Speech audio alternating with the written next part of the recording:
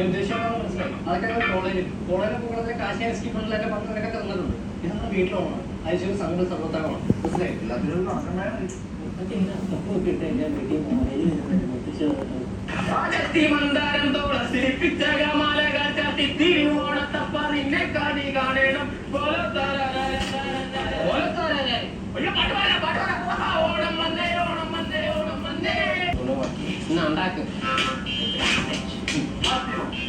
അനുഗ്രഹം തന്നതാണോ ഇത് അയച്ചകത്തേക്ക്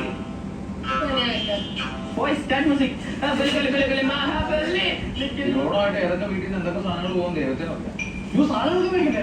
ഞാൻ എല്ലാ സാധനവും പോയി മേടിച്ചോണ്ട് വരാം കേട്ടോ. വേണം അതിൽ ഒറ്റയ്ക്ക് പോകണ്ടേ പിന്നെ അവർക്ക് അത് ഞാനോ ഫോൺ ചെയ്യാൻ ഇത്ര സാധനം എനിക്ക് ഒറ്റയ്ക്ക് പറ്റില്ല. എങ്ങനെയാണെന്ന് പറയാം. പഴയ പണിയൊന്നും മറന്നിട്ടില്ല. സദ്യക്കുള്ള സാധനങ്ങളെ ഞാൻ പറഞ്ഞ ഐറ്റംസ് എല്ലാം കിട്ടിയത്. ആ സദ്യക്ക് വേണ്ട പച്ചക്കറികൾ പലചരക്കും പിന്നെ ആവശ്യമുള്ള പാത്രങ്ങളെല്ലാം മേടിച്ചു. ഈ പാത്രങ്ങളൊക്കെ പഴയതാണല്ലോ. ഈ മിക്സിയുടെ കൂടെ തന്നെ കൂടെ വെക്കുന്നത് എല്ലായിടത്തും തട്ടുന്ന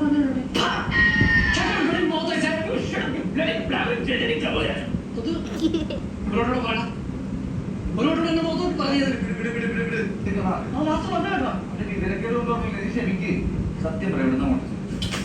പിന്നെ ഈ പഴയ മാമന്റെ വീട്ടിൽ നിന്നോ ഈ ജംഗ്ഷന്റെ വളരെ പഴയ സാധനങ്ങൾ വിൽക്കുന്ന ഒരു ആന്റിക് ഷോപ്പ് അറിയോ?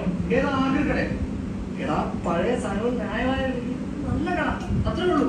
അവിടുന്ന് ആവശ്യമുള്ള നല്ല സാധനങ്ങൾ മേടിച്ചിട്ട് ഇതെല്ലാം സത്യമുള്ള സാധനങ്ങളാണ്.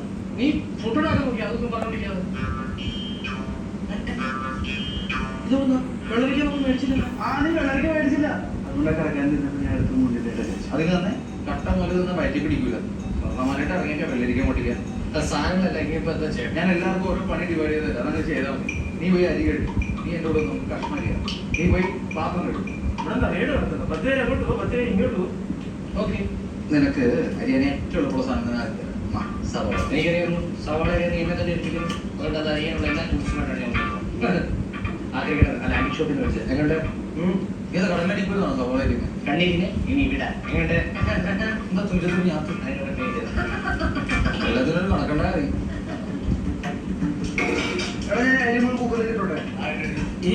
നമുക്ക് നെക്സ്റ്റ് വരുന്നത് അത് നെക്സ്റ്റ് എപ്പിസോഡിലാണ്. അപ്പോൾ നമുക്ക് നല്ല അടിപൊളി പായസം കിട്ടുന്നതാണ്. അപ്പോൾ നമുക്കൊരു 2 മണിക്കൂർ